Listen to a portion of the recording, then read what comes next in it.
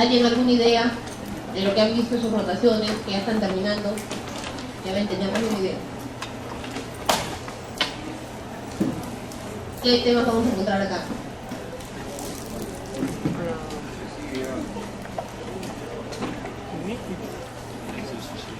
¿Alguna idea? Suicidio, ¿qué más?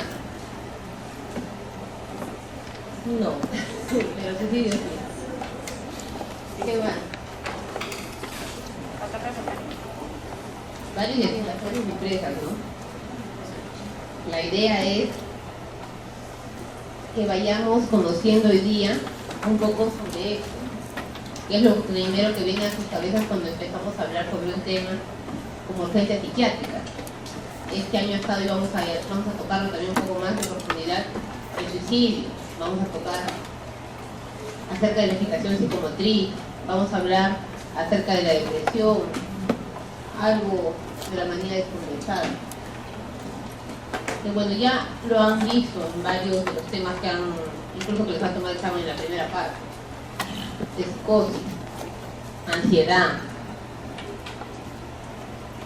Esto, como lo habrán visto, y bueno, lo vamos a ir viendo hoy día, puede presentarse no solo en pacientes con diagnósticos psiquiátricos, sino que incluso es mucho más frecuente en pacientes que están en hospitales generales, en pacientes que probablemente la mayoría van a estar viendo. ¿Cuántos de acá quieren ser psiquiatras? Sí. ¿Alguien más?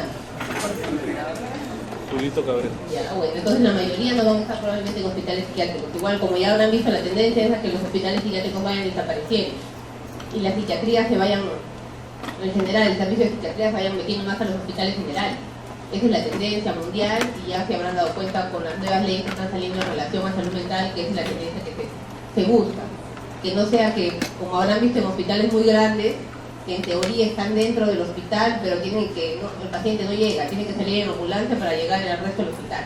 La idea es que esto ya no sea así, sino que esté integrado. Entonces ustedes, que van a la vanguardia de las leyes y de la investigación, tienen que también tener todas estas posibilidades psiquiátricas y no psiquiátricas dentro de su repertorio, en el cual van a atender a los pacientes, porque como les digo, la mayoría de urgencias psiquiátricas no van a ser necesariamente pacientes psiquiátricos, van a ser en urgencias, muchos de repente quieren trabajar en emergencias y van a ser en hospitales generales. Eso es lo que vamos a trabajar el día de hoy. Vamos a definir en primer lugar qué es una urgencia psiquiátrica, vamos a ver los objetivos en relación a los temas que vamos a tocar el día de hoy.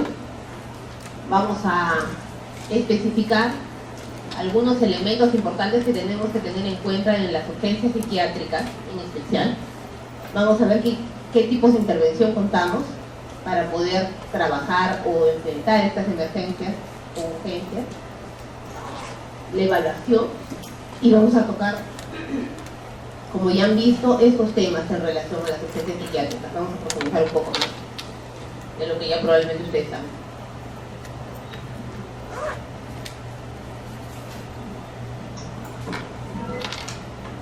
Como ya lo mencionábamos, hoy día vamos a definir qué es una.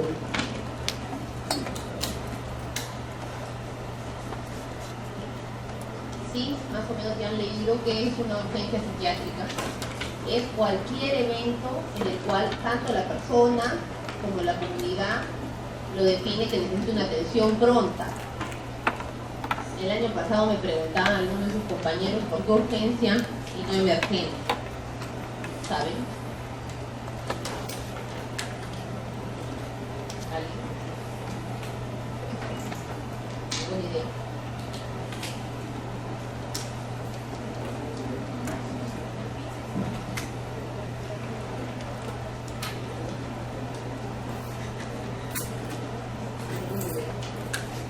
¿Por qué?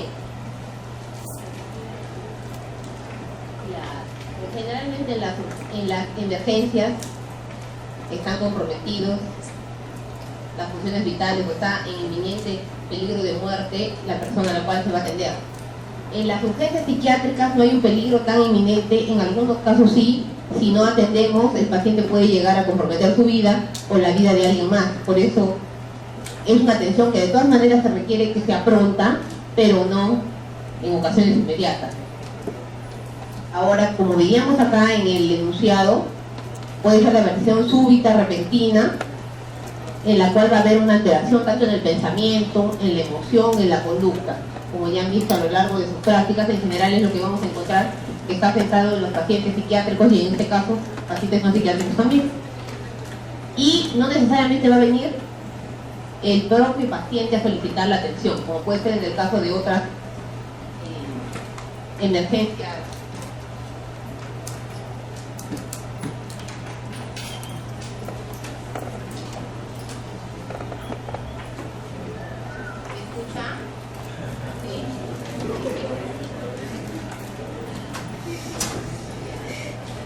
No necesariamente va a venir el paciente solicitando la intervención, puede venir incluso la familia, incluso la comunidad. Hemos tenido muchos casos de pacientes que están descompensados, por ejemplo, pacientes psiquiátricos, en el caso de psicosis, que vienen con el pueblo, la comunidad, el alcalde lo trae para atención por toda la discusión que está causando debido a la alteración del pensamiento.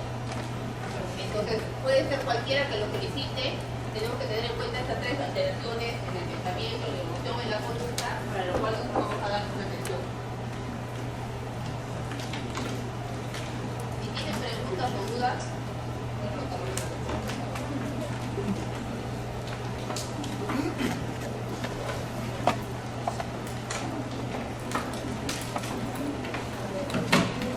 dentro de los objetivos de nuestra atención en emergencia va a ser poder resolver en la urgencia, va a ser resolver de forma más pronta, más inmediata esta, precisar el factor desencadenante, intervenir en prevenir futuras recaídas y vamos a través de nuestra intervención, de nuestra evaluación, de nuestro manejo y finalmente vamos a dirigir al paciente para que pueda seguir luego una atención a posterior. Vamos a ver que muchos de los casos lo que vamos a manejar en la urgencia va a ser resolver el cuadro de la crisis y muchas veces el paciente necesita un tratamiento posterior para que esto no se vuelva a dar. Entonces no es suficiente porque nosotros atendamos eso y dejemos al paciente que luego le demos de alta. Tiene que ir el paciente derivado a algún otro servicio para que pueda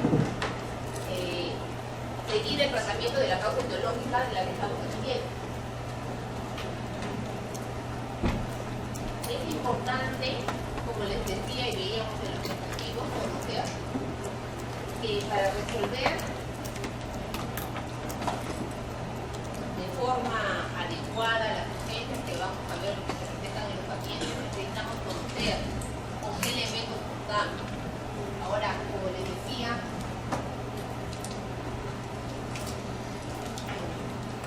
esto es lo que les comenté, ¿no? La mayoría de trastornos psiquiátricos, la mayoría de urgencias psiquiátricas no se van a dar en los hospitales psiquiátricos, más, bueno, sobre todo en hospitalización o en las urgencias de hospitales generales. Entonces tenemos que aprender a reconocerlas, tenemos que aprender en el hospital general, que es donde va probablemente la mayoría a poder tener algún paciente, podemos distinguir estos tres diferentes agrupaciones, digamos así, la aparición de síntomas psiquiátricos como resultado de enfermedades. Por ejemplo, muy buen ejemplo. ¿En qué caso sería esto?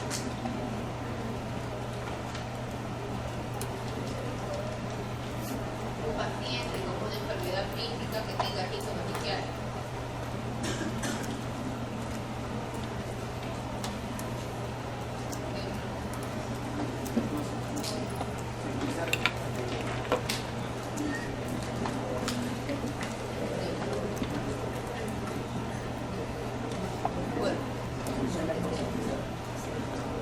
¿Qué síntoma daría? Ya, pero ¿qué síntomas psiquiátricos que te puedes tener que manejar en urgencia?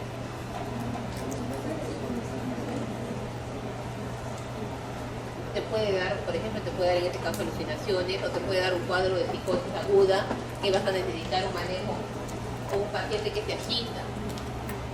Entonces habrán escuchado muchos pacientes que están hospitalizados, no necesariamente en psiquiatría, que tienen una patología médica y que van a descompensarse y que van a tener delirio.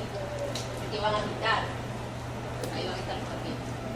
La presencia de un trastorno psiquiátrico puede producir también síntomas físicos, por ejemplo,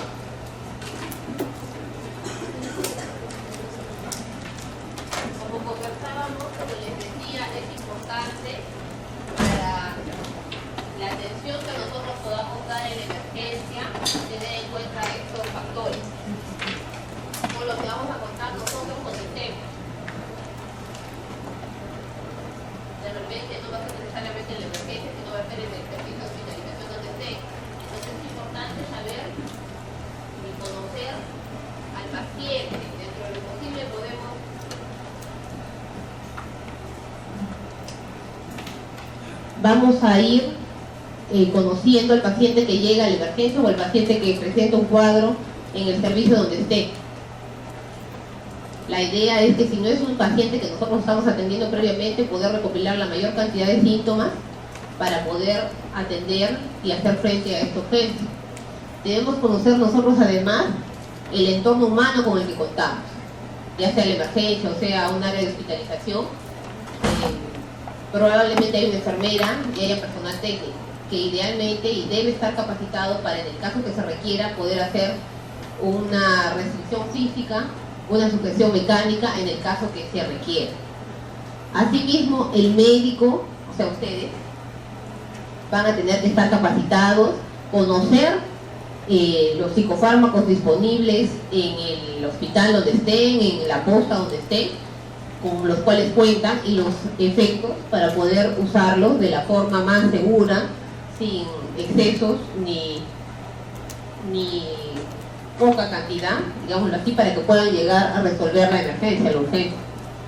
Y es también importante que conozcan el entorno físico. Como comentábamos con algunos de los alumnos, si ustedes van a estar trabajando en un ambiente, en la urgencia, en la emergencia, en un área de hospitalización, ustedes tienen que conocer qué áreas son las que ustedes van a frecuentar, dónde van a poder atender, Y en el caso sobre todo de las urgencias psiquiátricas, en los hospitales psiquiátricos, los ambientes están ubicados para que facilite la atención y si tiene que ser así, el escape del médico que está teniendo la urgencia. Entonces hay que tener en cuenta algunas precauciones. El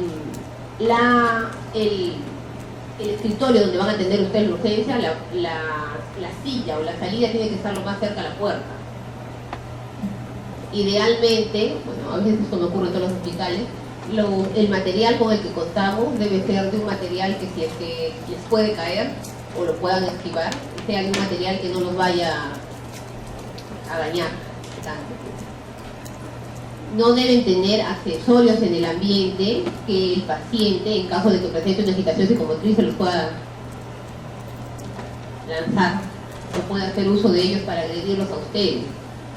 Idealmente el paciente debe llegar a la sala donde va a ser atendido por ustedes, al consultorio, sin ningún arma. Entonces deben haber ya evaluaciones previas en las cuales se garantice de que este paciente no llegue con armas o con algún dispositivo a la atención. Como les decía, es importante conocer los tipos de intervenciones que vamos a contar, con los que pueden contar ustedes. La primera y la que causa muy bueno al emplearla de forma adecuada puede ser suficiente y útil es la intervención verbal. ¿Cómo debemos intervenir normalmente? Frente a un paciente que te puede estar agitando y tranquilizando, es importante acercarnos o ver cómo está el paciente presentando este cuadro. Y en muchos casos el hecho solamente de acercarse, poder ser algo empático, modular el volumen de voz, no gritar, sino bajarlo, pero sí poner límites puede hacer que el paciente se calme y que finalmente podamos entrevistarlo y podemos llegar así a un diagnóstico. En muchos casos el paciente se puede haber agitado en otro lugar y la familia, al ya haberlo contenido, transportado y llegue a la emergencia, el paciente puede llegar mucho más tranquilo, que ya pueda incluso pasar para que lo podamos atender. Entonces tenemos que ver nosotros cómo está el paciente y, como les decía, la evaluación va a empezar desde que el paciente llega a la emergencia y lo ve el triaje que haya o lo veamos nosotros, lo ve la enfermería. Si es que solo con la intervención verbal el paciente no va a disminuir, por ejemplo, el caso de agitación psicomotriz, ya vamos a tener que pasar a una intervención física, una intervención farmacológica. ¿Cómo es la intervención física? Como les contaba, es importante saber ustedes con qué personal trabajan y saber que tienen un personal calificado con ustedes.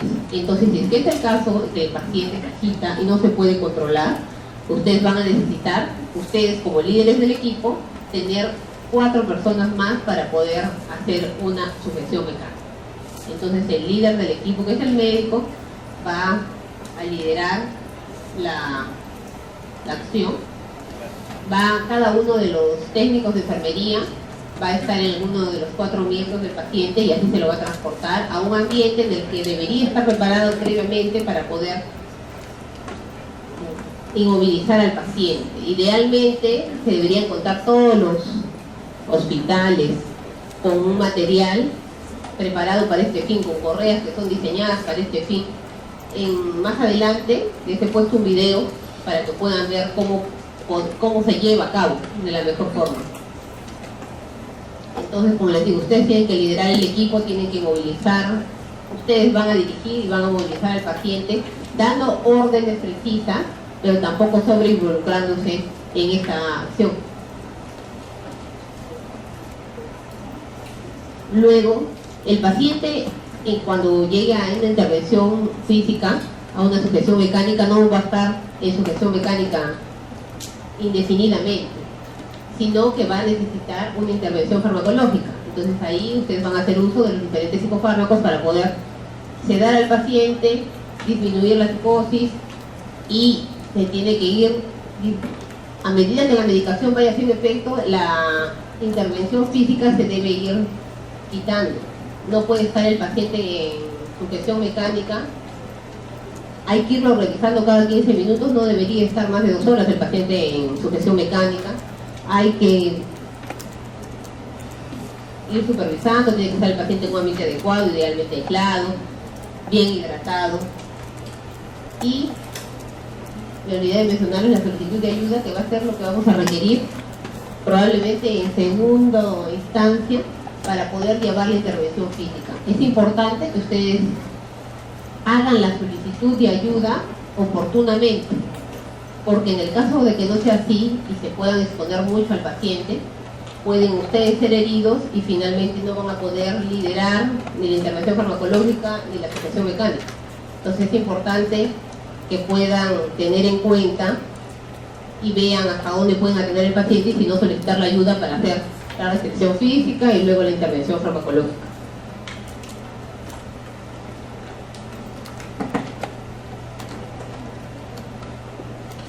Para empezar con el proceso de evaluación de la urgencia,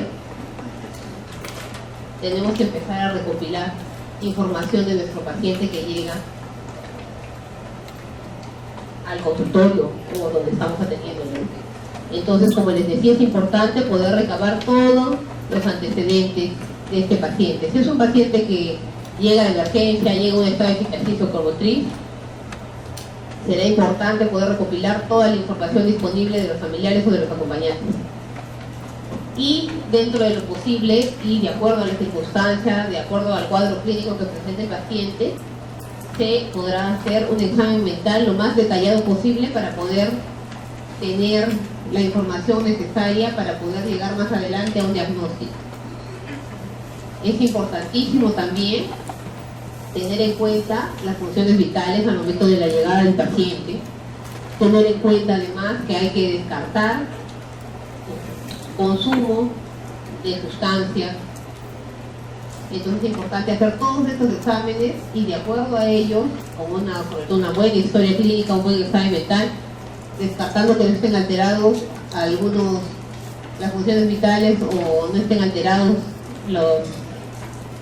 las pruebas auxiliares, podamos llegar a un diagnóstico. Si están alterados, igual corroboren el diagnóstico que tenemos.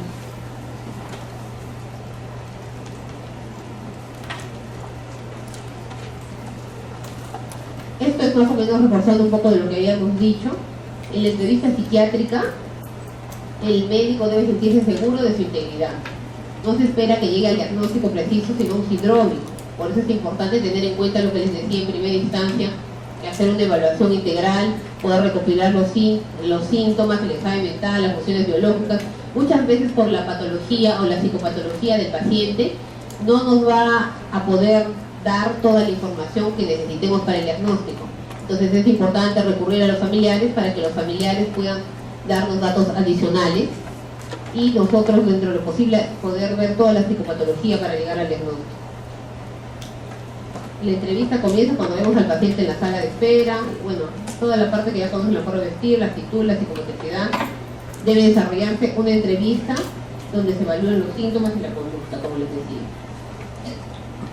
¿Qué es la serie? Vamos a empezar a hablar un poco más acerca en específico de las urgencias psiquiátricas prioritarias. Entonces nos lleva a empezar a tocar este cuadro que es tan importante, que cada vez viene en incremento los casos que hay y que se reportan a nivel mundial, que han podido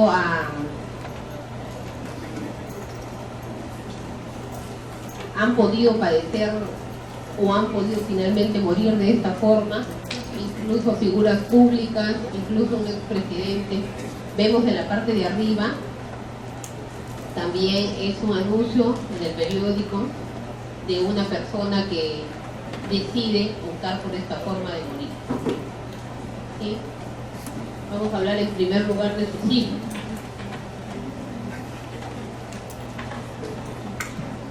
Después de conocer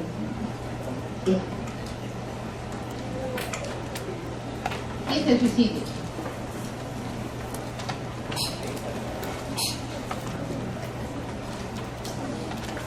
Vamos a empezar a definir, como lo dice la OMS, el acto suicida es toda acción por la que el individuo se causa daño a sí mismo con el grado de intención, puede ser letal o no, y del conocimiento verdadero del mundo. Entonces, cualquier acto que una persona realice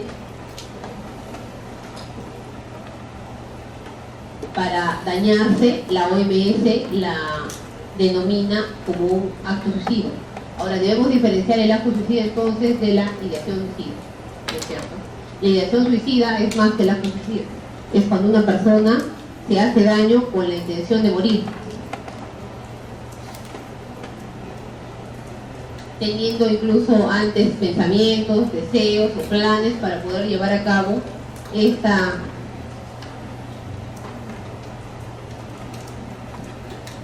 acto. Entonces eso nos recuerda que podemos definir al suicidio consumado, que ustedes ya lo conocen, que es finalmente la muerte, que uno se autoinflige. El intento suicida, que es todo evento en el cual un individuo se causa a sí mismo una lesión, cualquiera que sea el grado de intención letal. Y el gesto suicida es el daño que se autoinflige una persona, muchas veces no con la intención de morir, pero sí con la intención en ocasiones de manipular al entorno o con la intención de poder cambiar el contexto para evitar este acto. Vamos a ver que en algunos, eso está acompañado en muchas ocasiones, como vamos a irlo viendo, de psicopatología, de enfermedades de salud mental. Empezando con los... En Estados Unidos, un país en el que se registra bastante bien, mucho mejor que acá muchas veces estos actos, vamos a encontrar que hay 30.000 muertes por año, más o menos 100 al día, a causa de suicidio. Pueden ver en la diapositiva que incluso las muertes por suicidio van a superar a las muertes por homicidio. La proporción que vamos a ir viendo de pacientes que intentan suicidio va a ser casi 25-1, es mucho más frecuente. Tenemos mucho más pacientes que intentan suicidio de los pacientes que lo logran consumar. Vamos a ir viendo más adelante los diferentes factores que van a hacer que un paciente, o los factores de riesgo que tenemos que tener en cuenta frente a un paciente que tiene ideas suicidas de que lo llegue a consumar este acto. En Estados Unidos es la 10ª causa de muerte. Y como vamos a ir viendo, el índice global de suicidios es de 12 por 100.000, habiendo variaciones desde países en los cuales este porcentaje es mucho mayor y en otros que es menor. Conociendo un poco. En el Perú,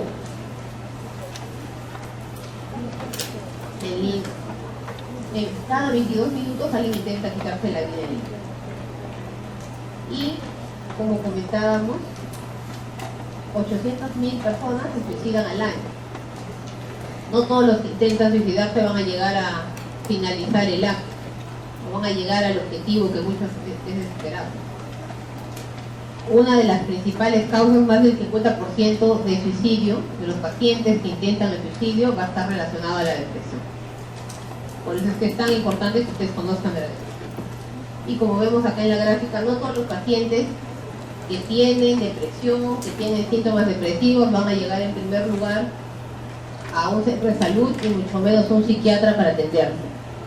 Entonces es importante que si tenemos un paciente con estas características, que ustedes lo van a evaluar cuando lleguen las urgencias, identificamos que tienen síntomas o configuran depresión cuando llega a urgencia, entonces este paciente se podrá hacer una intervención y luego se va a tener que derivar, como veíamos dentro de los objetivos, para que pueda seguir un tratamiento y un seguimiento hasta que se resuelva el problema por el que viene, porque si no, esta no va a ser la primera vez ni la última que va a venir intentando quitarse la vida.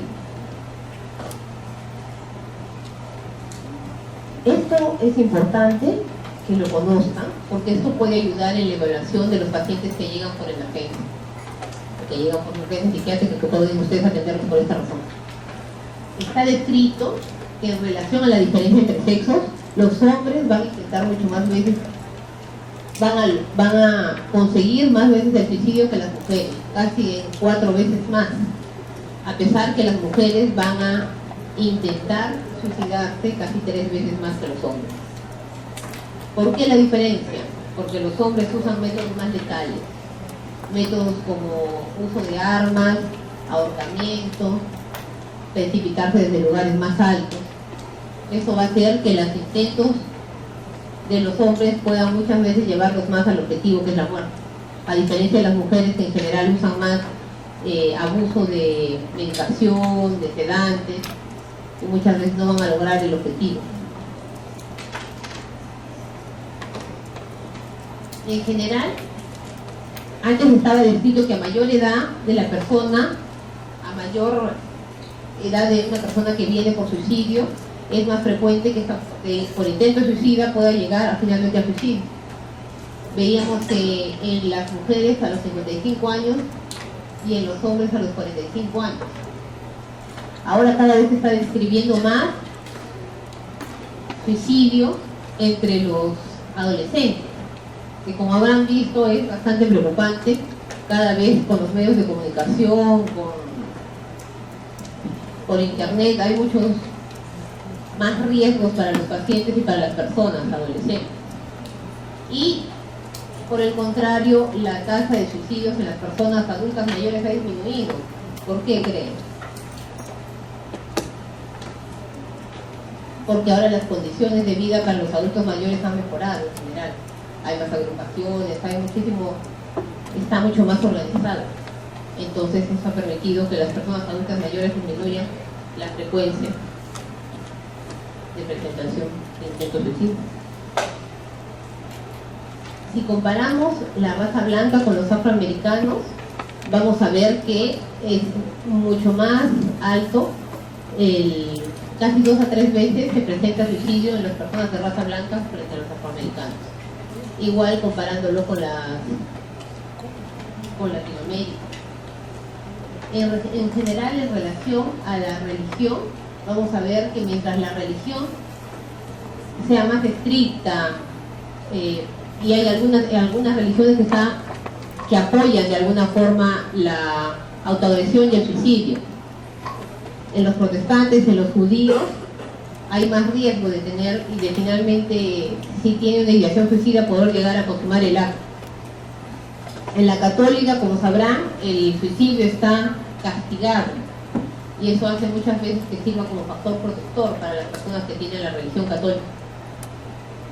El hecho ya de congregarse en grupos, tanto religiosos, va a hacer que una persona pueda estar mucho más protegida frente al suicidio que una persona que no pertenece a un grupo. Entonces ahí también se eleva, como vamos a ver más adelante, el riesgo de llegar a consumar un acto suicida en los inmigrantes. Y también viene con lo que vemos a continuación, que es el estado civil. Los divorciados, los viudos, los solteros van a tener muchísimo más riesgo de llegar a cometer un suicidio que los pacientes o que las personas que en general están casadas, que pertenecen a un grupo. También está descrito, como probablemente lo han visto más adelante, el hecho de tener hijos pequeños. En general, tener hijos y vivir con los hijos es un factor protector para las personas que pretenden cometer suicidio, con ideas suicidas. Un contexto familiar caótico, conflictivo, en el cual pueden haber muchas disputas, una relación no adecuada, va a ser mucho más frecuente en estos pacientes que puedan llegar finalmente, si vienen por una ideación suicida que no lo han consumado, a que puedan finalmente después cometerlo y llegar al objetivo, frente a personas que pueden tener un contexto familiar más estable. En relación al empleo, el alto nivel social está asociado a más riesgo de suicidio, así como el hecho de perder este nivel social, el desempleo, la inestabilidad, los conflictos laborales van a hacer que sea más posible que una persona pueda finalmente cometer el suicidio. ¿Qué profesionales están con mayor riesgo de suicidio?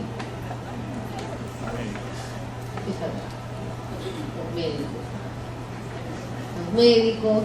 las trabajadoras sociales, los abogados, tienen más riesgo. Los médicos son uno de los grupos más altos que pueden cometer suicidio. Y dentro de los médicos, ¿qué especialistas hay? Psiquiatras, los anestesiólogos, que tienen más disponibilidad a la medicación y que pueden manejar más las dosis y que pueden finalmente usarlas después de su vida.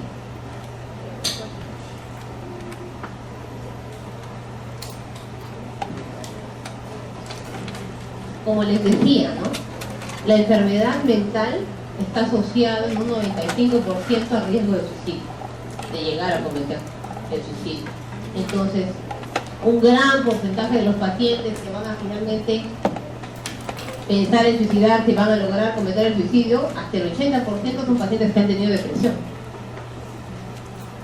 10% personas con esquizofrenia, 5% demencia, ya nos queda un porcentaje muy pequeño que hoy tiene otras causas, ¿no? Pero como ven, el 95% de las causas de la depresión van a estar en relación a trastornos mentales que no están bien controlados. Entonces, como habíamos visto hacia atrás en las fotos que les mostré, muchas veces las personas que han optado por un acto suicida o por suicidio no estaban en ese momento completamente estables clínicamente, mentalmente, para poder decidir, y finalmente han optado por esto. Ya han visto ustedes ya conocen la depresión, no incluso sobre la depresión un examen como parte de los temas del primer examen. Entonces ya han visto que como parte de los síntomas que necesitamos para hacer diagnóstico de depresión están las ideas suicidas. Entonces es muy importante que ustedes puedan identificarlas y puedan derivar al paciente, idealmente empezar un tratamiento, sino derivarlo para que el paciente pueda iniciar el tratamiento lo más pronto posible. Acá les traigo una gráfica, un cuadro, sobre las características generales que hemos visto, que les he estado comentando en cuál hay más riesgo, en cuál hay menos riesgo, y acá vemos este estudio que se ha hecho entre el 2004 al 2003 acá en el Perú. Entonces, como les decía, acá las estadísticas nos mencionan que efectivamente los hombres consuman mucho más el suicidio que las mujeres. En los grupos de edad vemos que el mayor porcentaje está acá entre los 20 y 29 años, mucho menos de lo que habíamos descrito incluso. El tipo de suicidio en el mayor de los casos es el envenenamiento, que va asociado a la primera característica de los hombres que consiguen más suicidio. De acuerdo a las regiones naturales, vemos que la sierra tiene un gran porcentaje de suicidios consumados. ¿Por qué creen?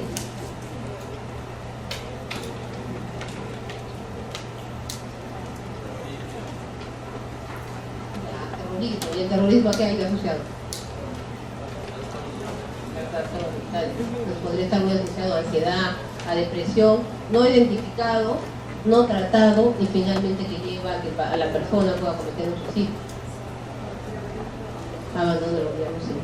Todo parte de la política, que todavía no está política de salud, que debería estar. Bueno, ustedes saben que en general la salud mental, en general los psiquiatras están muy concentrados en la costa, en Lima, en las ciudades, grandes ciudades, y la sierra está muy desprovista de atención de salud mental. Ahí viene, se refleja claramente lo que estamos comentando. Vemos que también, bueno, acá no se ve mucho, se ve una ligera, el número está un poco más alto en los pacientes que están desocupados, en las personas que están desocupadas, y en general nos hablan que eso es bastante mayor, y en estado civil es mucho más frecuente en las personas que están sin vínculo, que comparando frente a las personas que tienen algún vínculo y que pertenecen, como les decía, a un grupo. Ahora también hay enfermedades médicas que pueden llevar a tener depresión, que pueden llevar a tener además más riesgo de suicidio, ¿no? Vemos ahí las enfermedades neurológicas, enfermedades cardiovasculares, enfermedades reumatológicas, enfermedades gastrointestinales, cáncer sobre todo. Vemos acá la fase avanzada del cáncer, enfermedades renales, bastante asociado con enfermedades renales crónicas, pacientes en diálisis, enfermedades urogenitales, enfermedades endocrinas.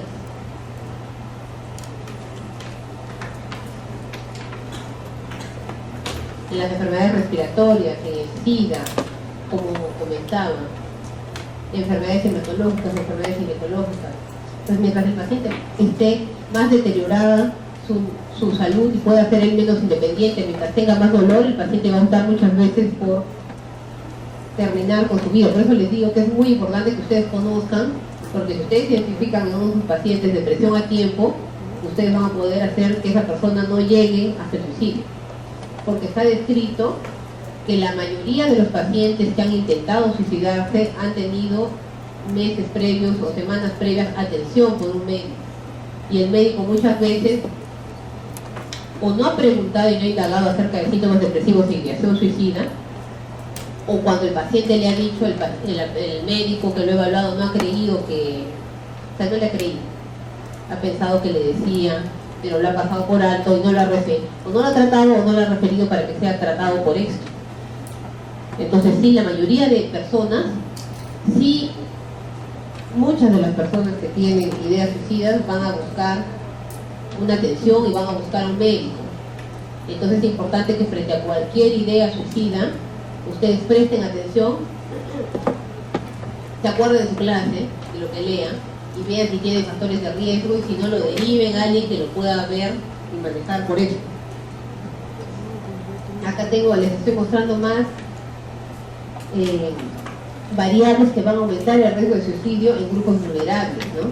Que es más o menos lo que habíamos comentado. Acá vemos desde sexo masculino, raza blanca, desesperación, desempleo, la baja autoestima, antecedentes familiares, que van a ser importantes características que ustedes deben tomar en cuenta para que un paciente no regrese a su casa y sea derivado. Y ustedes también, si lo están atendiendo, puedan prestar más atención. Esto es para reforzar un poco lo que ya habíamos visto, ¿no? A más edad, más riesgo, más de 45 años, sexo masculino, divorciados o que no estén desvinculados, el desempleo, relaciones conflictivas, un ambiente, un contexto familiar caótico,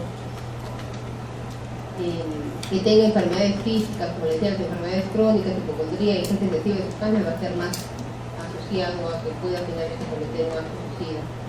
Y acá vemos en primer lugar la depresión grave, la psicosis, los trastornos de personalidad grave, el abuso de sustancias psicoactivas, la desesperación. Esto tiene que tener ustedes en cuenta para poder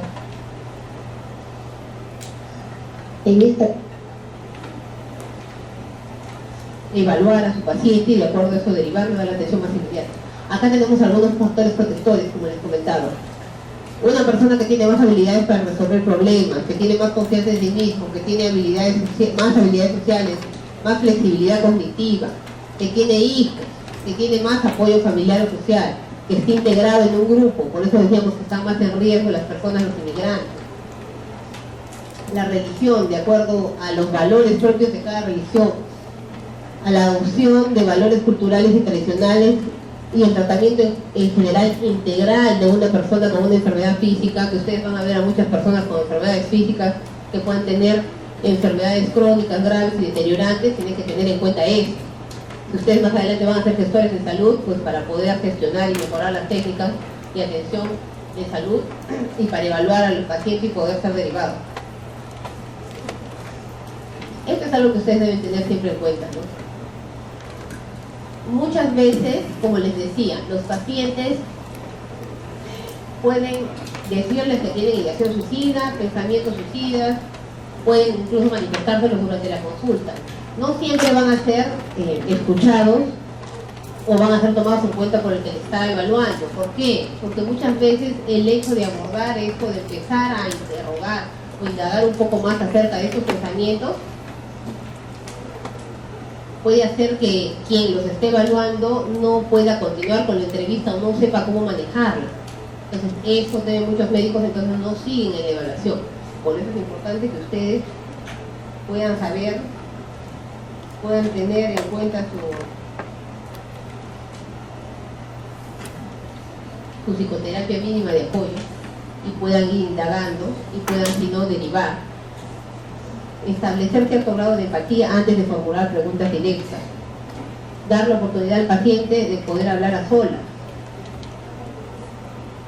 Muchas veces en estos casos se habla de una entrevista en la cual podamos empezar a indagar acerca de manera muy general de la anamnesis, de eventos pasados, de qué trabaja y gradualmente ir llegando a lo que trae al paciente a la emergencia.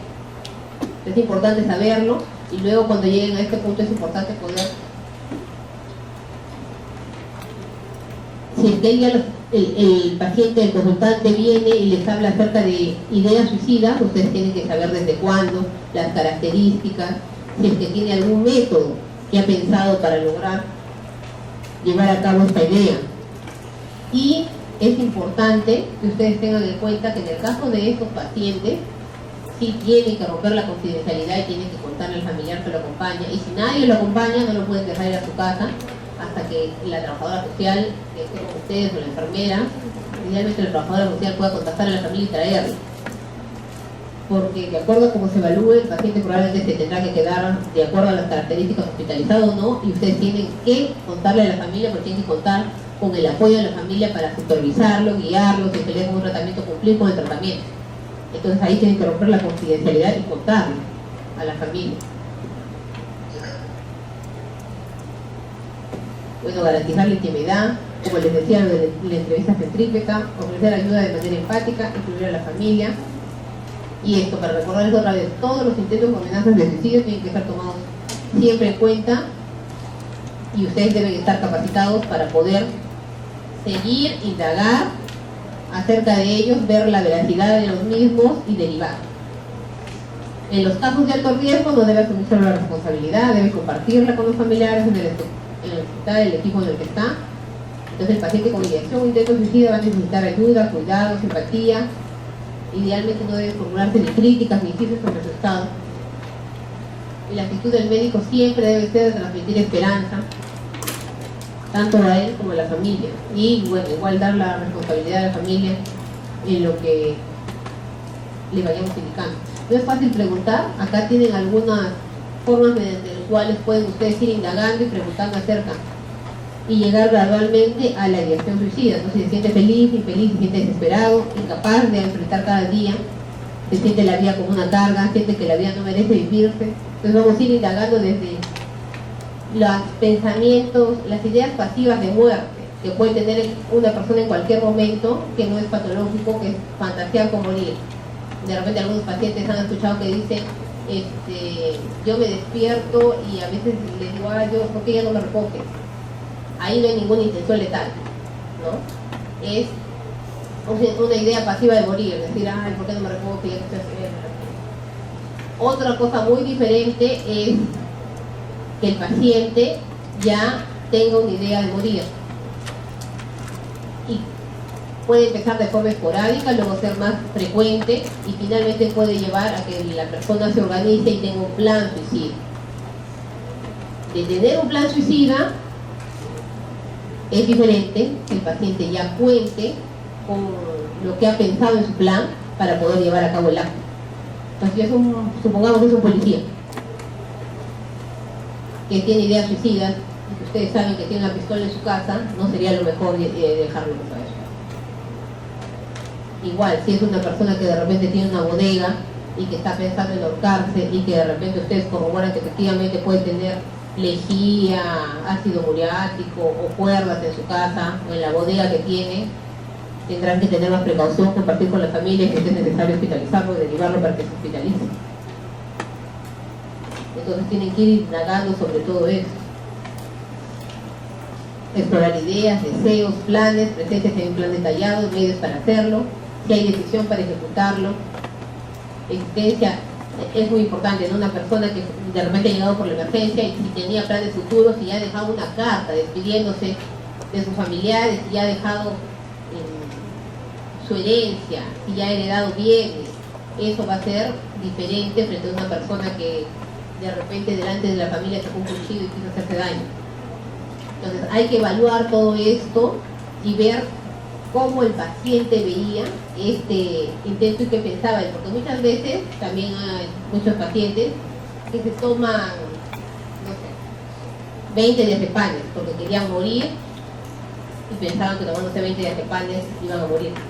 Entonces es muy importante que el equipo que lo recepcione, que atiende su urgencia, no descalifique el intento que ha tenido esta persona, sino que le dé ayuda, porque esta persona su intención era morir. Ahora que no sepa que con 20 diazepanes no se va a morir, es otra cosa. Pero ustedes tienen que evaluar la intención de esta persona y qué cosas había en el contexto que él además había dejado como retiro con molestias y que había despedido de familiares.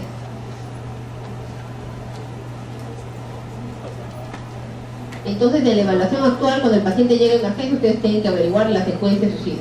Preguntó por lo ocurrido antes, durante, después de la tentativa. Es bien importante porque va a ser muy diferente un paciente que ha intentado suicidarse, que de repente tomó raticida en gran cantidad, luego lo hizo a una hora que sabía que la familia se va a temprano a trabajar y regresa muy tarde, se amarró a una silla y se quedó completamente aislado, a alguien que lo hizo avisándole: mamá, chao, me voy, me muero, y envía el mensaje y luego se toma algo. Tienen que evaluar todo el contexto porque es muy importante, porque eso puede determinar que sea uno u otro. Igual va a requerir atención, ayuda, soporte y participación de la familia. Ver si es impulsivo o es algo planeado. Si hay un factor desencadenante, que finalmente no es si es impulsivo o planeado. La peligrosidad del método usado, la existencia de mecanismos de control ambiental, la subjetividad de la gravedad del acto suicida, es lo que les decía antes, ¿no? De acuerdo a lo que crea el sujeto que iba a pasar con lo que él estaba haciendo, la finalidad que tenía él, más allá de que se le haya conseguido o no. Entonces, finalmente nosotros lo estamos atendiendo es porque no se cometió suicidio, porque fue un intento. Porque, bueno, al menos que sea el médico legista, no va a llegar a ver el paciente. Entonces, finalmente, en todos los casos que van a llegar a la urgencia, van a ser los pacientes que intentaron suicidio. Reiterando. Aquí está otra vez los factores de riesgo, los factores protectores, que es lo que nosotros tenemos que evaluar como parte de nuestra evaluación, teniendo en cuenta todos los factores, la anamnesis, la afiliación, todo lo que tenemos que tener en cuenta para poder evaluar a un paciente de estas características. Entonces, ¿cuándo vamos a remitir un paciente? Los pacientes deben remitirse cuando tengan un trastorno psiquiátrico. Vamos a ver que ya hemos visto que la gran cantidad pueden tener un trastorno psiquiátrico. Entonces, lo ideal es identificar el síndrome y poderlo derivar. Que tenga una historia de intento de suicidio previo, que tenga inclusive un familiar que pueda haber tenido suicidio, alcoholismo, trastorno psiquiátrico, una mala salud física y que no tenga ningún apoyo social. Entonces, ¿qué vamos a hacer con estos pacientes?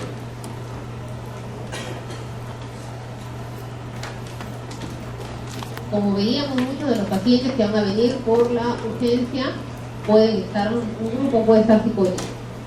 Entonces muchos pueden incluso no querer, cuando se los lleva a la urgencia, requerir atención. Entonces ahí vamos a usar, si el paciente está psicótico, vamos a usar psicótico, si no, vamos a usar una benzodiazepina. Y vamos a usar también la psicoterapia apoyo. De acuerdo al caso vamos a ir poniendo de cuánto viene el diazepam, ¿saben?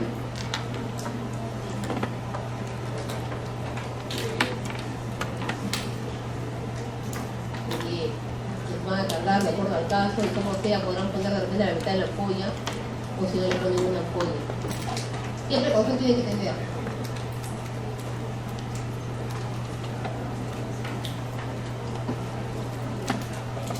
Ya, que no haya consumido alcohol. ¿Qué otra indicación? ¿La podrían poner por otra vía?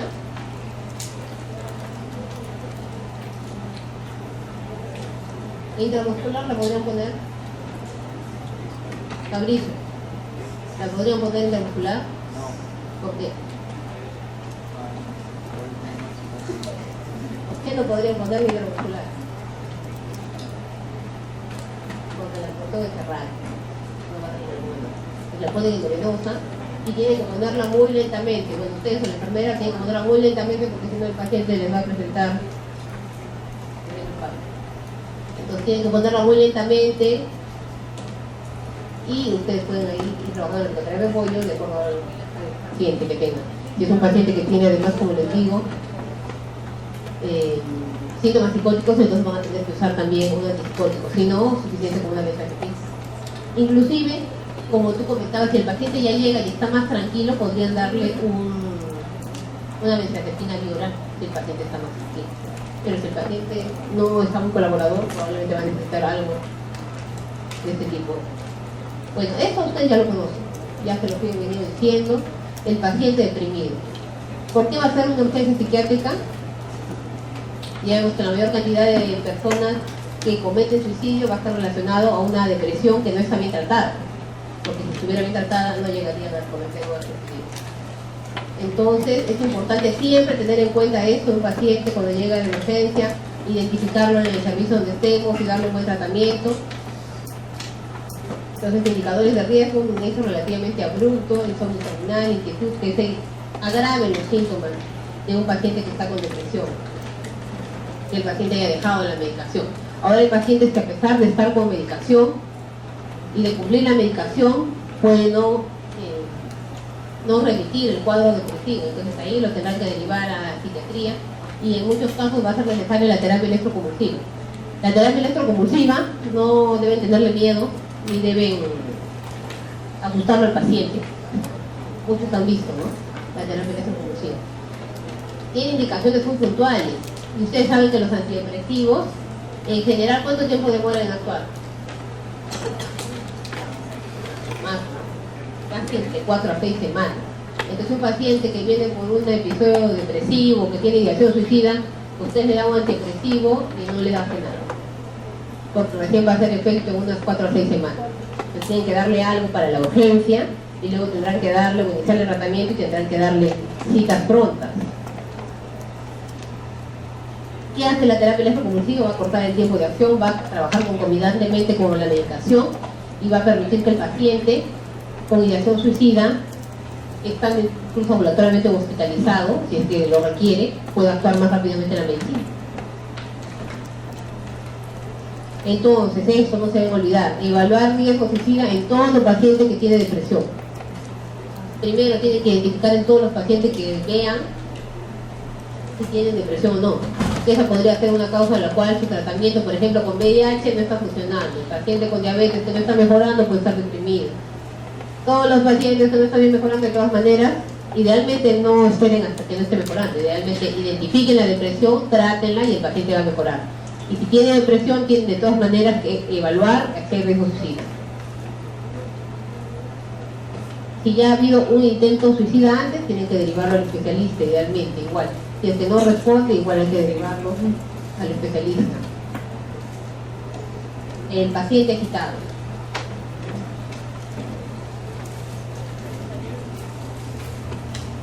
Este es otra de las grandes causas psiquiátricas o urgencias psiquiátricas, ¿no? Un paciente que está en agitación psicomotriz. ¿Qué es la agitación psicomotriz? Es la exaltación de la motricidad de un paciente en un momento determinado, que puede estar asociado a no agresividad, y esta actividad psicomotriz es desordenada, desorganizada, está alterada. El DSM-5 lo va a definir como una actividad motora excesiva asociada a una sensación de tensión interna, y la progresión de la severidad y la excitación puede llevar a comportamientos agresivos y violentos. Entonces tenemos que tener en cuenta esto, porque nosotros podemos ver a un paciente que está empezando a tranquilizarse, a agitarse, a ponerse agresivo en la consulta externa, en la urgencia, esperando su cita. Entonces hay que empezar a darle, por eso priorizar algunos casos. Entonces, un paciente que esté empezando a agitarse, sin tranquilizarse, una agitación leve, el paciente empieza a hablar en voz más alta, empieza a gritar con enfado, empieza a exigir que lo atiendan. Una agitación moderada, ya hay amenazas hacia otros o hacia él mismo, ya empieza a golpear los objetos con los puños, se puede arrojar al suelo, y ya en el caso de una agitación severa, el paciente se puede hacer daño a sí mismo, puede atacar a otras personas, ya está la agresividad, se va a hacer daño a él o a otras personas. Entonces, ¿han visto que esto se puede prever? Sí, porque el paciente no va a llegar en general, o si está hospitalizado, no va de frente a empezar con una agitación severa. Gradualmente va a ir subiendo el grado de agitación. Entonces es importante que ustedes le presten atención para que no llegue a poner en riesgo a todo el personal de salud que está con ustedes y va a intervenir con ustedes. Porque si le pasa algo a la enfermera, no necesariamente alguno de ustedes va a poder, o idealmente sí, pero igual necesitan todo su personal para poder contener al paciente. Entonces, ¿qué consideraciones generales tenemos que tener en cuenta? El personal de salud debe considerar esto, ¿no? La seguridad del paciente es muy importante, tanto como el equipo en el proceso de la evaluación. Entonces, como veíamos antes, si un paciente está tranquilo, entonces de repente lo hace pasar antes, lo empiezan a evaluar. Si ustedes ven que el paciente no colabora, no pueden obtener más psicopatología, no pueden continuar con la entrevista, no se arriesguen. Llamarán, solicitarán ayuda, que es lo que vimos, vendrá el equipo, muchas veces solo con que venga el equipo, tanto policías, que caen en el hospital, o el equipo de técnicos de enfermería, el paciente frente a un equipo se va a tranquilizar. Muchas veces no. Entonces será necesario hacer la contención mecánica, llevarlo al paciente y hacer la contención física en la cama y luego aplicar la medicación correspondiente. Entonces hay muchas razones por las cuales los pacientes se podrían quitar. Acá para tener en cuenta, el entrevistador no es de juicio, se presenta con una actitud tranquila, lo que ya habíamos visto antes, manifiesta al paciente su deseo de ayudarlo. Esta es la intervención verbal que ya habíamos visto que muchas veces hace que el paciente se pueda tranquilizar, se pone límites, se habla en voz baja. Muchas veces el paciente viene con la familia y el paciente cree, cuando es asociado a síntomas psicóticos, que la familia es que lo quiere hacer daño, entonces será necesario en esos casos de repente que la familia salga. Entonces, mostrar empatía, manifestar al paciente que desean ayudarlo. En esos momentos ustedes tienen que estar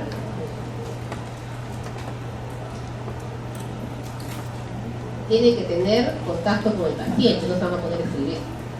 Entonces tienen que ver, tienen que evaluar al paciente y tienen que hacerlo pasar a esa área de un paciente que ya está intranquilo, un área que no tenga nada que les pueda dañar. Se le asegura la confidencialidad de la interacción y si es que es el caso, si se cuenta con ello y podríamos ofrecerle algo, si ustedes creen que eso va a ayudar a disminuir la atención del paciente, no al revés, y que más bien lo va a poder usar en contra de ustedes.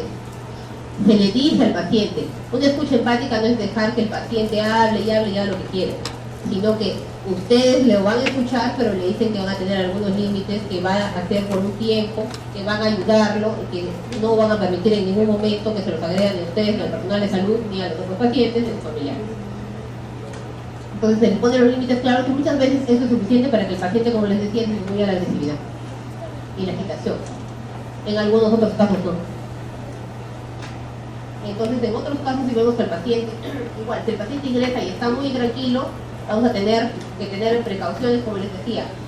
Muchas veces tenemos que estar a la misma altura del paciente, si el paciente se nos sentamos, si el paciente se para, nos paramos, y si ya vemos que el paciente está tranquilizando, entonces salimos. Solicitamos la ayuda, regresamos al paciente y podemos hablarla. Tiene que estar, si es que es necesario muchas veces, una persona, los técnicos de enfermería, el personal de apoyo cerca de nosotros mientras evaluamos al paciente si todavía se puede evaluar. Si no se puede evaluar, entonces sí se reirá, como les digo, a la contención física. Muchas veces vamos a tener que evaluar con la puerta abierta. Entonces tienen que ustedes minimizar los riesgos y tratar de llevar una evaluación completa del paciente antes de recurrir a la medicación. Si el paciente se agita y no se lo puede contener una agitación severa, entonces van a tener de todas maneras que tranquilizarlo y seguir con la recopilación de datos, las funciones biológicas, recopilar los exámenes auxiliares, igual con los que estén y con la información que puedan recopilar de los familiares, ¿no? Entonces, hay muchas causas, podemos definir tanto causas orgánicas como causas psiquiátricas de un paciente con agitación psicomotriz. Por ejemplo, ¿qué causa neurológica?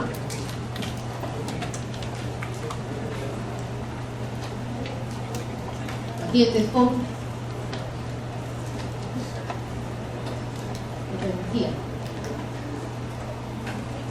los pacientes que tienen delirio, pacientes que tienen enfermedades metabólicas, los pacientes con insuficiencia renal, los pacientes que tengan insuficiencia respiratoria, insuficiencia cardíaca, pueden presentar cosas de agitación psicomotriz. Los pacientes que estén intoxicados por drogas, sobre todo por alcohol, que estén intoxicados por estimulantes, por cocaína, inclusive intoxicados por cannabis, o los pacientes que estén en abstinencia de estas drogas, incluso en abstinencia de benzodiazepina,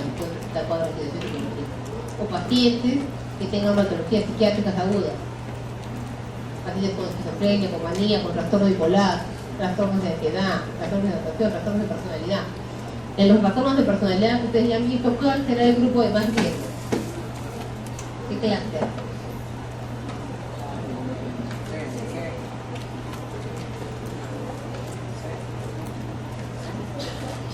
Bien. Los pacientes con trastorno de personalidad disocial, las pacientes con trastorno límite de la personalidad. Y podría entrar incluso pacientes que tengan trastorno de personalidad paranoide, ¿no? Que es más de la. Acá algunas características que van a hacer que podamos inclinarnos hacia una causa orgánica o una causa psiquiátrica, digamos así. Entonces, un paciente con una agitación de causa orgánica probablemente va a tener mucho más alteraciones de sensorio, va a tener una desorientación temporoespacial. Puede presentarse mucho más súbitamente. Entonces, eso que tenemos que tener en cuenta frente a un paciente que puede ser con una enfermedad psiquiátrica que va a estar ubicado en cierto espacio de persona, que va a estar despierto y que además puede tener síntomas asociados. Por ejemplo, es mucho más frecuente que las alucinaciones visuales se presenten ¿en qué grupo? ¿En los psiquiátricos o los orgánicos? Y las alucinaciones auditivas es mucho más frecuente que se presenten en los pacientes con síntomas psiquiátricos. Ahora, los pacientes que tienen, por ejemplo, con trastorno bipolar pueden tener ideas megalomaníacas, ideas de grandeza. Entonces, ¿qué factores de riesgo tenemos que tener en cuenta para un paciente que se puede tornar violento, que ha consumido drogas, como les decía, que tenga disponibilidad de medios para infligirse daño a él mismo o a los que están en la emergencia? Historia de violencia previa o abusos físicos en la infancia, que tenga un desorden orgánico, presencia de patologías psicóticas, especialmente delirio, paranoia, alucinaciones de comando, y que tengan trastornos de la personalidad orgánica o social. Por ejemplo, los pacientes que tienen retardo mental pueden presentar agitación psicomotriz, inclusive cuando tienen alguna dolor o molestia que no haya sido identificada. Entonces es importante tener en cuenta y cómo lo vamos a tratar. Es importante tener. Entonces, de acuerdo a cómo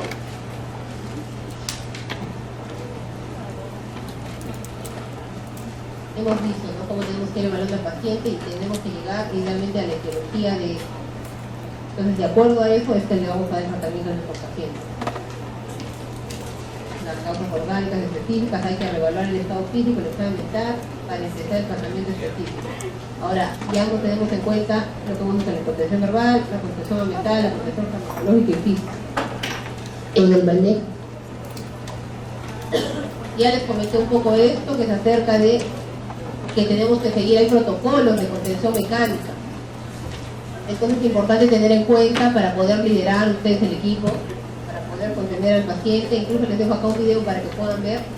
Este es un video de España. En España cuentan con personal capacitado y con todos los medios que se necesitan para la restricción física. Idealmente acá, como les decía, que están integrando las políticas, deben haber cada vez más.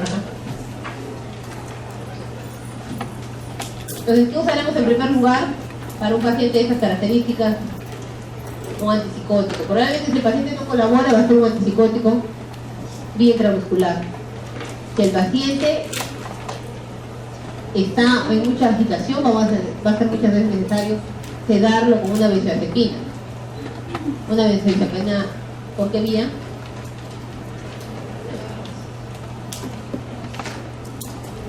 Entonces, siempre teniendo en cuenta las precauciones que si hay fiebre no hay que usar antipsicóticos, si hay intoxicación por alcohol, como decía, no hay que usar benzodiazepina, hay algunos en especial que se pueden usar. Esto es más o menos lo que ya habíamos conversado acerca de si es un paciente que tiene abstinencia de alcohol, entonces ahí tenemos el lorazepam, que sería ideal antes de usar un diazepam. Y en el trastorno psiquiátrico, de acuerdo al caso, vamos a ver que se usa un antipsicótico y podemos acompañarlo de acuerdo al grado de agitación psicomotriz del paciente de una benzodiazepina. Bueno, eso ustedes ya lo conocen. Las crisis de pánico, ansiedad, ya saben cómo son los ataques de pánico, todas las características que vienen y cómo por eso conversábamos inicialmente que pueden muy bien confundirse con un ataque, con un infarto. Entonces por eso se tienen que descartar estos síntomas. De todas maneras, si llega un paciente con ansiedad, con todos los síntomas asociados a la ansiedad, ustedes en primer lugar lo que van a tener que hacer es descartar que haya organicidad, descartar que sea efectivamente un infarto. Si que fuera así, entonces igual van a atender la urgencia. El 25% de los pacientes con dolor torácico en las urgencias van a tener una crisis de pánico. Entonces cuando ustedes miren acá todas las razones que podrían ser diferentes de efectivamente trastornos orgánicos que pueden semejar a ataques de pánico. Es importante que ustedes descarten, vean la razón y que se ve que es un ataque de pánico, no descalificar al paciente, sino derivarlo donde pueda ser atendido, empezar ustedes con la atención de la urgencia. Importante una buena relación emocional con el paciente, realizar los exámenes físicos que se requieren para descartar si es orgánico o nada, evitar, como les digo, ¿sabes? Como no tiene nada, es su imaginación. Y también es importante que ustedes no aseguren al paciente nada que no están seguros o nada que desconozcan. Porque ustedes no le pueden decir al paciente, este es un ataque de pánico, vaya, eso no le va a volver a dar. Si es que no conocen las características de un ataque de pánico. Entonces tendrán que derivarlo al especialista, tendrán que enlazarlo con el lugar donde le corresponde la atención. Idealmente iniciar el tratamiento. Podrían, desde los pacientes con ataques de pánico han visto que intranquilizan, tienen taquicardia, tienen las palpitaciones, tienen incluso desrealización, despersonalización. ¿Saben cuál es la característica? ¿Cómo los diferencian? ¿Cómo es la desrealización? ¿Alguien sabe? Lean. Ya. Entonces tendrían que darle medicación ansiolítica en el caso, porque saben que la desrealización y la despersonalización son síntomas que pueden presentar los pacientes en un ataque de pánico. Entonces tienen que conocerlo para de acuerdo a eso poderlo identificar y poderles dar el tratamiento. Van a informarle al paciente que no ha salido nada, probablemente su electrocardiograma, pero eso no significa que no tenga nada, sino que no es un infarto o el miocardio y va a ser derivado para que reciba una atención de su cuadro de base.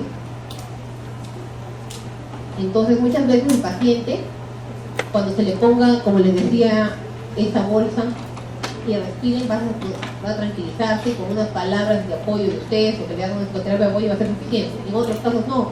Entonces en esos casos en que el paciente sigue tranquilo va a ser necesario una benzodiazepina. Muchas veces vía oral, y si el paciente sigue muy tranquilo, una benzodiazepina bien voluminosa. Desde diazepam, que es lo que más van a encontrar, o lorazepam. Y van a derivar. Las psicosis algunas ya las conocen, que pueden ser desde debidas a manías, esquizofrenia, trastornos esquizofreniformes. Bueno, en el caso de la psicosis, ¿qué tratamiento es el que tienen que dar a un paciente que viene por psicosis aguda a emergencia o urgencia? En un paciente que recién están diagnosticando esquizofrenia. ¿Qué le dan? ¿Qué le dan?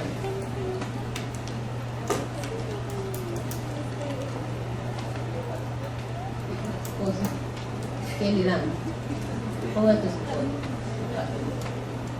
El paciente que está en una psicosis aguda, que ustedes ya conocen las características de una psicosis. Entonces hacen, acuérdense, el diagnóstico sindrómico, hacen el diagnóstico, si el paciente está en agitación psicomotriz, entonces van a empezar una un antipsicótico. De acuerdo a las características del paciente, si el paciente colabora, podrán empezar con un antipsicótico bioral. Si el paciente está muy tranquilo, tendrán que ir a un antipsicótico bioparenteral. Un antipsicótico intramuscular. ¿Qué antipsicótico? ¿Qué antipsicótico parenteral hay?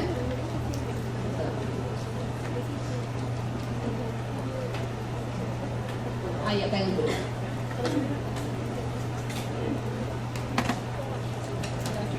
Que vayan a la posta, ¿qué antipsicótico le van a pedir a la enfermera para que le pongan el paciente que necesita y que les puede destruir el puesto de salud, al menos que ustedes atiendan rápidamente el paciente? La urgencia, ¿ya? Aloperidol. ¿De cuánto viene el aloperidol? ¿De cuánto viene? De 5 miligramos. Entonces, de acuerdo al paciente, si es un caso nuevo, podrán poner la mitad de la ampolla o le ponen una ampolla entera.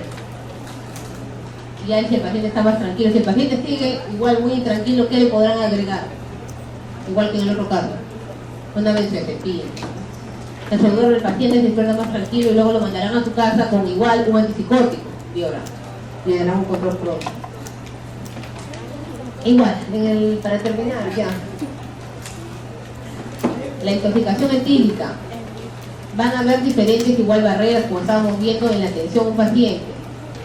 Y algunas expectativas además que trae la familia cuando el paciente viene por emergencia, ¿no? Entonces, por ejemplo, puede haber estupefacción de parte del personal de salud.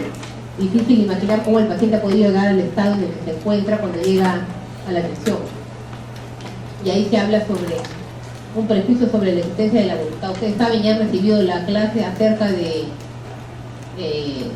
drogas. Y ya saben que en todas el consumo de drogas y sobre todo en los pacientes que son adictos al consumo de las drogas, no va a estar tomada la voluntad, va a estar alterada. Entonces no es algo que el paciente pueda regular. El paciente necesita un tratamiento de acuerdo a la fase en la que se encuentre de su adicción para poder llevar a resolver esta enfermedad. ¿Con qué expectativa puede venir el paciente? ¿No? El deseo de detener el consumo y tratarme, entonces ya me voy a curar hoy día y me hospitalizo, usted me tiene que hospitalizar. La expectativa de que la hospitalización es la única salida posible y lo sanará. O que la familia venga a presionar en el caso de que quieran que un paciente que esté intoxicado por alcohol, que quieran que se inicie el tratamiento para que puedan finalmente empezar con el tratamiento. Como les decía, ¿no? El paciente consumidor de alcohol, dependiente de alcohol, va a requerir todo un proceso de atención y todo un equipo multidisciplinario para atenderse de acuerdo a la fase en la que se encuentre de aceptación de la enfermedad. Para terminar, ¿qué dificultades van a haber? Hay baja adherencia a tratamientos, la presencia de patología dual. Muchas veces los pacientes consumidores o dependientes de alcohol van a además tener otras patologías concomitantes que también van a requerir tratamiento. Y hay una gran cantidad de personas dependientes de alcohol y dependientes de drogas que además de cuando ya finalmente empiezan a atenderse, entran a un programa, dejan el programa y no concluye la atención. Bueno, vamos a ver el bebedor esporádico, el bebedor crónico, si ustedes ya lo han visto en otra clase.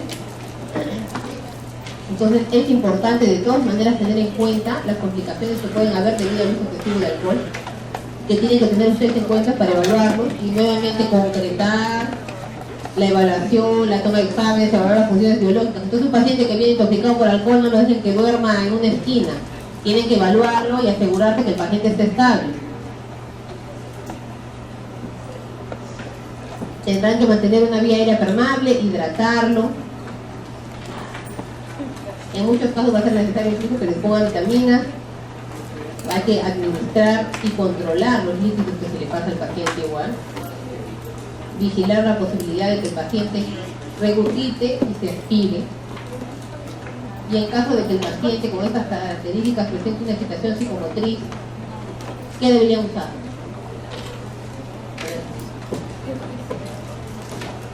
Si un paciente intoxicado por alcohol se agita, ¿qué deberían usar? ¿Qué benzodiazepina?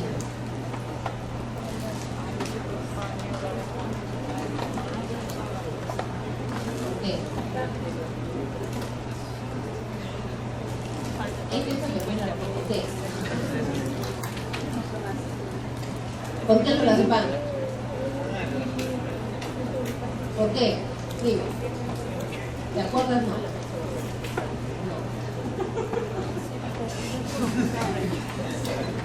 ¿Por qué deberían usar un clonazepam y no diazepam?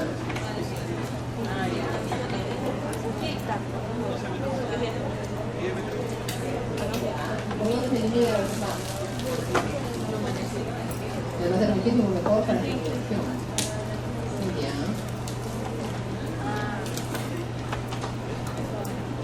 Entonces, ¿qué deben temer en un paciente que está intoxicado por alcohol y que es dependiente de alcohol? Ya han visto ustedes la clase de drogas, digamos, ¿qué deben tener? Lo que deben temer es que no llegue un delirio entregue. Entonces, para eso tendrá usted que tratarlo, y lo ideal es tratarlo en ese caso con una benzodiazepina tipo lorazepam.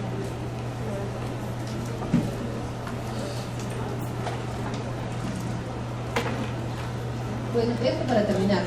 Las mujeres psiquiátricas tienen todos que conocerlos porque se las van a topar en algún momento de su internado y de su vida profesional en general. Entonces tienen que saber, como ya hemos visto, identificar a través de la evaluación diagnóstica, a través de sus evaluaciones, a través de las funciones vitales, a través de los exámenes complementarios, llegar a un diagnóstico sindrómico y poder dar un tratamiento y derivar.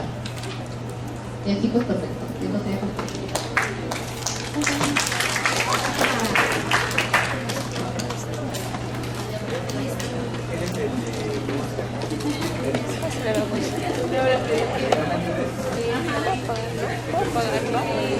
¿Pagarlo?